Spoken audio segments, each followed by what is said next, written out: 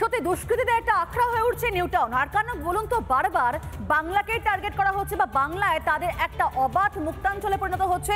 কারণ যে পরিস্থিতি এবং যে ছবি সামনে আসছে তাতে কিন্তু একটা ব্যাপার একেবারেই পরিষ্কার যে এই বাংলাকে কোথাও কি তারা সেফ জোন বানিয়ে ফেলেছে এবং সেখানে শাসক দলের মদত রয়েছে এবং তৃণমূলের হাত রয়েছে এই সমস্ত দুষ্কৃতীদের মাথায়, এমনটাই কিন্তু নানা মনির একটাই মত।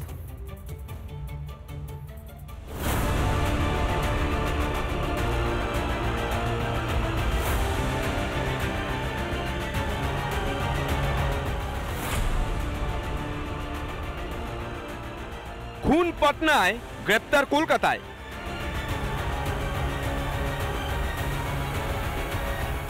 অপরাধীদের সেফ করিডোর কি কলকাতা? তৃণমূল জমানায় বাংলার মাটি কি দুষ্কৃতীদের ঘাঁটি? Total absence of law and order, total anarchy, total breakdown of constitutional machinery. আজকে শুধু সমাজ বিরোধীরা বেছে নিচ্ছে তা নয়, ISIS এর জঙ্গি গ্রেপ্তার হচ্ছে পশ্চিমবঙ্গ থেকে।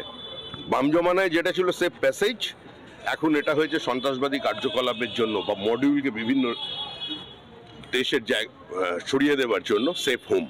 পশ্চিমবঙ্গ সেফ হেভেন এখন, যেমন সেফ কাস্টাডি দিতে অনেক সময় পুলিশ নিয়ে যায় না, সেরকম হচ্ছে সেফ হেভেন হচ্ছে মমতা বন্দ্যোপাধ্যায় এখানে তৈরি করেছেন। আর যারা দুষ্কৃতী তারা বিহারে ক্রাইম করে এসে এখানে পিসির বাড়ির আদর খাচ্ছে। সেফ হোম হচ্ছে আস্তে আস্তে না। অন্যান্য রাজ্যগুলো যখনই সাঁড়াশি চাপ দিচ্ছে অপরাধীদের উপর, সেই উত্তরপ্রদেশের অপরাধী হোক বা বিহারের অপরাধী হোক, সবাই তখন পিসির বাড়ির আদর খেতে চলে আসছে এখানে।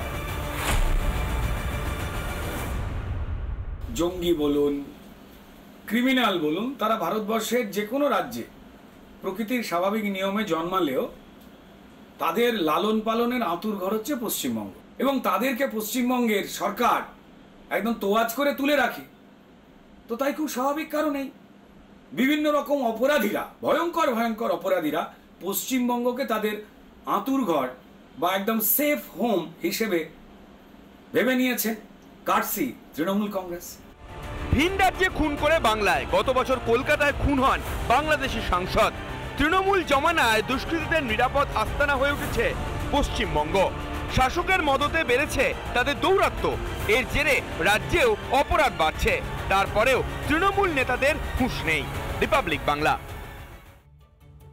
নানা ধরনের কন্টেন্ট দেখার জন্য লাইক করুন, শেয়ার করুন আমাদের ফেসবুক পেজ, সাবস্ক্রাইব করুন আমাদের ইউটিউব চ্যানেল। পাশাপাশি অন্যান্য ব্রেকিং নিউজের জন্য অবশ্যই চোখ রাখুন রিপাবলিক বাংলায়।